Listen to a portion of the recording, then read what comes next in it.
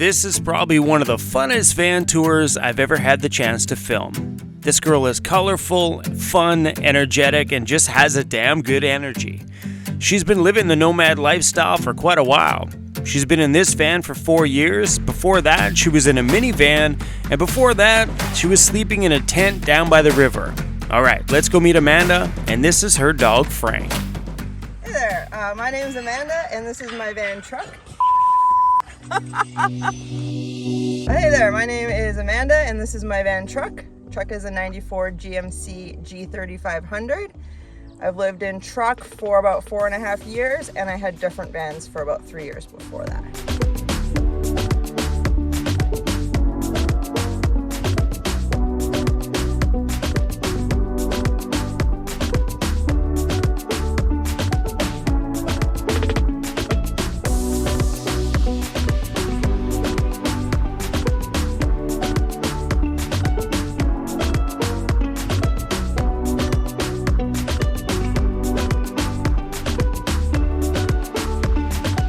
I spend most of my time in my van, sitting on my stoop, looking at the world.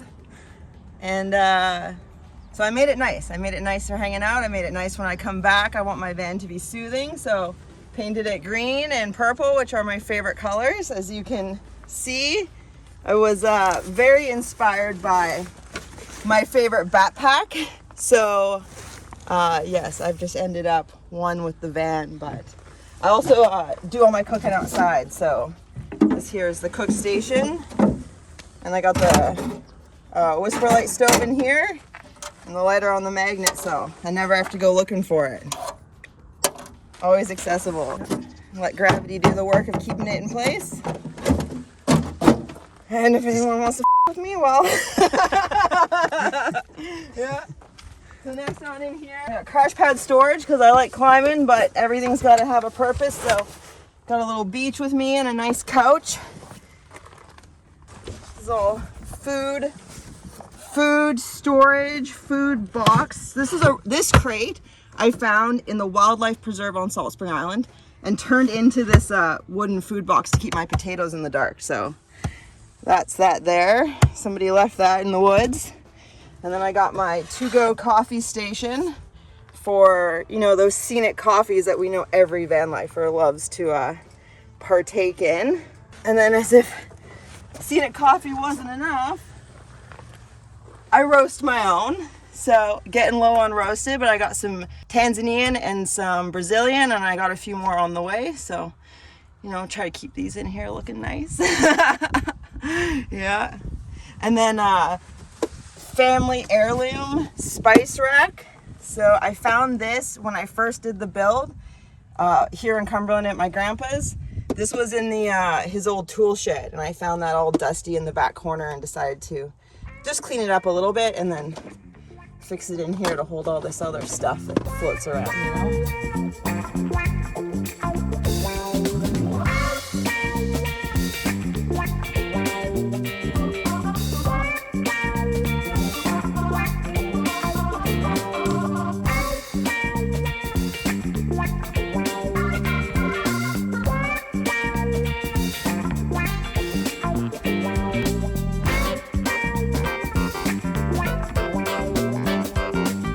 Because my van is full. Like, I'm secretly a hoarder. I have a mind-blowing amount of stuff in here and an even more mind-blowing amount of food. So we got the 3 crates of food over there in the spice rack, but we also got food, kitchen stuff, food and kitchen stuff, and all this is food, and then there's canned goods under the bed. So I'm good for a few months if things get worse. I got about 4 months of dried goods at any one point, and then usually about a month of more fresher, tastier stuff going on. So that doesn't leave a lot of room for other things like clothes and gear, which is why there is gear hanging all over the place and worked into the furniture of the van. So we got the sleeping bag stuff back here holding the couch in place, and water jugs being the backrest, and these used to live somewhere else, and I hung them here temporarily several months ago, so they just live there now. It's just, it works. So there's no need to stress about finding somewhere else to put it. And then, and then my other favorite part of the van is my bed, which thankfully I'm not too tall, so. This bed works so well, I sleep every night. I just fall asleep, and it's amazing. That was so good. But it's just 1.5 inch, maybe 2 inch piece of foam from the foam store, and then a pile of blankets as colorful as everything else. So this here is an adventure blanket wrapped over my pillows because I got a dog, and his favorite thing to do is to go from outside to putting his paws directly on my pillow. So we cover the pillows during the day so I don't sleep with a face in the mud, which is fine. But, I get some looks from townspeople if I show up all muddy, so try to keep that to a minimum, Yeah. And then this here is my Serenity Shelf. All the things that help keep me centered, and, I spend a lot of time sitting here, and I thought it'd be nice to have something calming to just kind of gaze at when I'm trying to figure out what to do with my life, because let's face it, I never know where I'm going. Yeah. I have no idea where I'm going after this. That's the greatest thing in the world. Yeah, I grew up in the Comox Valley here, and I spend about a month here a year with my grandpa, so I got some projects coming on the van. I'm gonna, after 4.5 years, finally insulate and put a ceiling up in the cab. So that's exciting. Last year's project, I put this shelf just like the kitchen shelf. Mostly so when I take photos for Instagram, you don't see all the junk in my garage. That's the truth of it. It has a function, but I barely ever actually use it for its function. So I can access all my garage, extra fuel. I usually have a couple months worth of fuel going on, and, project stuff and gear. It's a garage. So, and then the dream with this was a standing desk, because I cannot stand in my van. So I have a standing desk. Or one day when I can have friends again, we could do taco night, which is the other thing I imagined when I put this in last summer. So it also does a really good job making the doors tight. So sometimes I get the excitement when I'm going down the logging road of looking in the side view mirror and seeing my doors flapping in the wind. So yeah, I got to really make sure those doors are latched before I take off. Latched and locked, because that doesn't go well. Taking inventory, making sure nothing's down the dirt road. Yeah, so, but mostly it's just here to make my photos look a little tidier. All right, so this past summer when I did all the body work, I had a lot of dents from hitting trees, so fix that. I put on the tire mount because this used to live in the van with me, and this was taking up a lot of space for food. So got that on the back door, and it doubles as my way up. So just climb the back, save money on a ladder. But this rack here, my dad built a few years ago for my minivan, because I go mushroom picking, so I needed somewhere to put all my buckets and stuff because there was not room in the minivan. So we put the legs on, we modded the rack to then clamp on these gutters, and this is his. We looked at some pictures online and he came up with this. He says it will handle my romping. So modded the rack for this van. Built the mount for this aluminum box I got off the internet, so that locks is on there. And then we put in a cedar deck.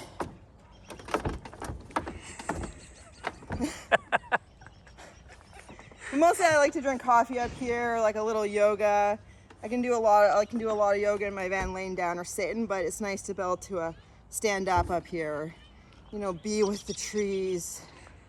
It's very nice. So, but we built this rack. I would say all the materials, about $400 to $500. You are not gonna buy a rack for that much online, so get yourself a fabricator friend if you want a badass rack. And things like this, these aren't wired in. My dad just thought it'd be cool if I had lights on my rack, so that wasn't in my design. They just appeared, and in time they'll be wired in, and I can, I don't know, light it up, I guess. I don't know. I don't know what I'm gonna do with them, but it'll be lit, as the kids would say. These here are the coffee jars. They're a new addition to my van. I just took up coffee roasting in September. So the trick to this is paint the lids because they look way nicer. But if you look under, you gotta put 2 screws or the whole thing will just swirl around and around and around. So 2 screws through the lid, short enough it doesn't go through the other side of the wood. And then you want to, before you crank them right down, position this so that when it's screwed in, you don't have, just the little things. You think ahead and you have a really nice finished product. So me and my grandpa built this van out about 4.5 years ago. We did it through a November, December or something. So it worked out pretty well considering the weather. But I really wanted to save on material and like the cost of material. So one thing we did is we just did on a table saw, did the little 1/4-inch groove here in the wood. And then I just sanded the top and bottom of the door, which is 1/4-inch plywood, to make it just thin enough that it could slide. And so what this did is it saved on hardware. So I didn't have to pay for any hardware, no latches, hinges, anything like that. And also they're nice and snug. They don't come open. There's no worry about them coming open on back roads. And I like to romp, and some stuff gets everywhere, but nothing comes out of these. And then also it maximizes the space inside, whereas if you have a drawer, there's always a little bit of space you lose. So these I can, just pack them right full and this one's a good example of how much stuff you can, and you just press it and just like that. And you just really get as much stuff crammed in your cupboards as possible, which is great when you're a hoarder, especially a food hoarder like me, which is an interesting combination living in a van. So it also makes it hard for anyone with fat fingers to come into your van and steal stuff. Yeah. So that's why we went with the this design. You just got to get your numbers right because we kind of build it from the bottom up. So once they're in, and as you can see, some of our calculations, I don't know how, but they didn't even out at the end, and that's just fine because for a while I clipped the curtain there before I hung them on the string. So the other thing I like about my build saving money is I couldn't figure out what to do with the floor. So there's insulation, there's foam board and spray foam, and then there is a plywood floor underneath. But then I just cut out the old original cargo rubber mat to fill the floor area. So it does a really good job collecting all of the dirt and dust and making it really hard to sweep out of here. And it's also waterproof. So the waterproof is nice living in such a wet climate. The dust situation, not so nice, but you gotta balance everything, so.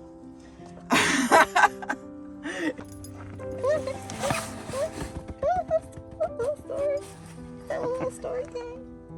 He's like, what the heck with the camera? Frank, it's okay. It's okay, buddy. Yeah, I know. It's just a little camera.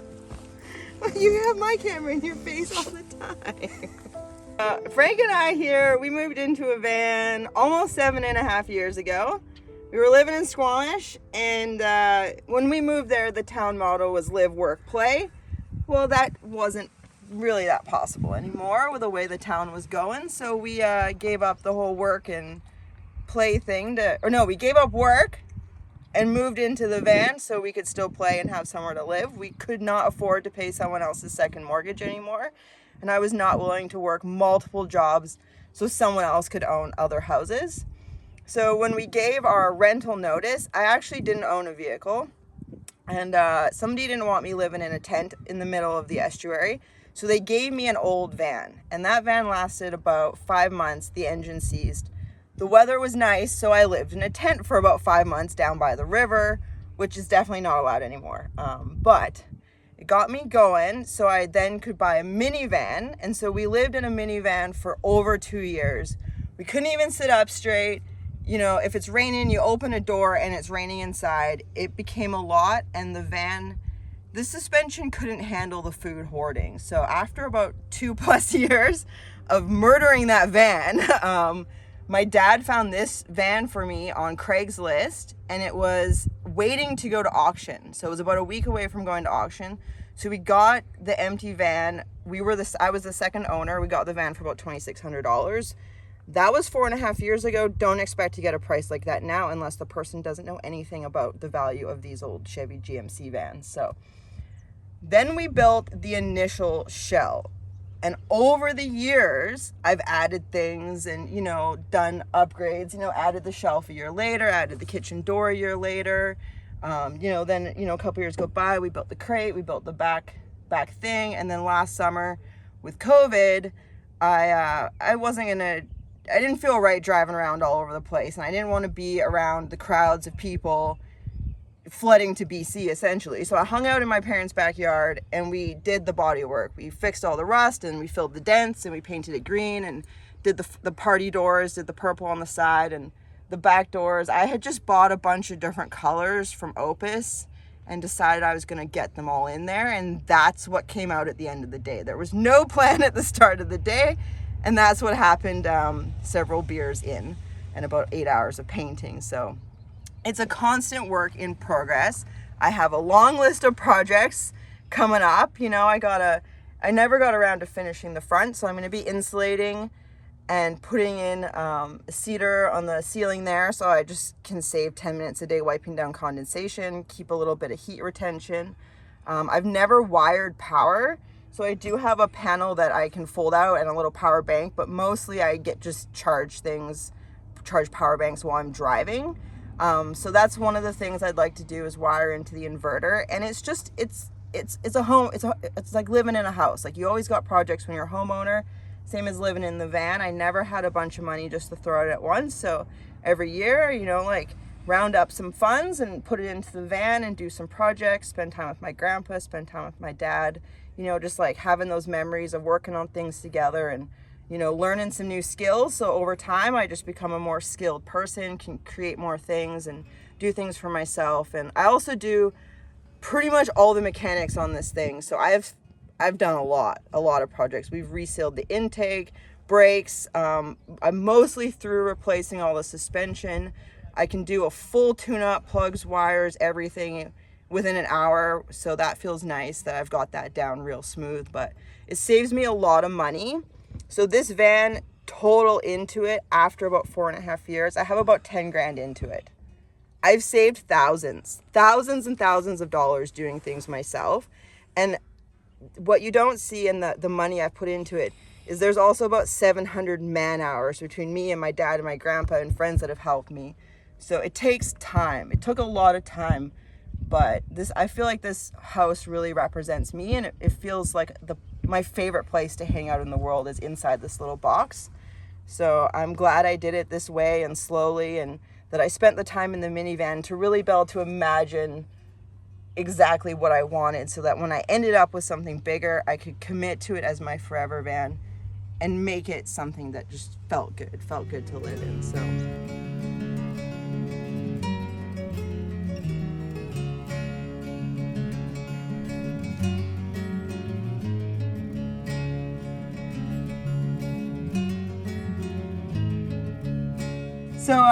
one thing I will add, having lived in a van for as long as I have, is that it's not as easy as it used to be. There's a lot of places that don't allow us to park anymore, and unfortunately that's because of people getting into it and maybe not realizing the consequences of their actions. So I would just say, please never just leave your feces on the ground, and pack out the garbage that's there, and just leave it a little nicer. Be respectful to locals. If somebody doesn't want you parked where you're parked, it's not worth getting in a fight with the locals about it. Just move on, find somewhere else, let things be peaceful, because that is what will make all of our lives doing this a lot easier. So yeah, please, because it's really sad to see all the places I can't park anymore. So and if you're into me, I guess, and Frank especially, we're on social media at Tideline to Alpine. So I'm on Instagram a lot with that, and I got a YouTube happening. So I'm stoked that after 7 years of of wanting to get it going and people suggesting I do a YouTube, I finally feel like we're old enough now that I can dedicate the time to editing videos and not just live in the go, because I just couldn't imagine all that work back then. But you know, hey, now we got time while you nap. I edit videos. That sound good? Look on his face like, yep. All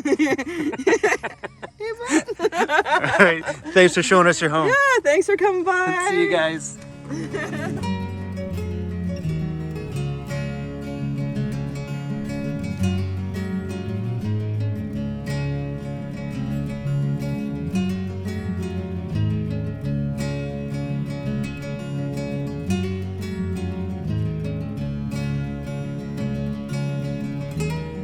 Baby.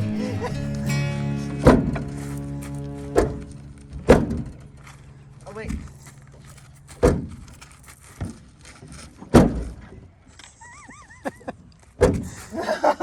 The realities of van life. Oh, so close.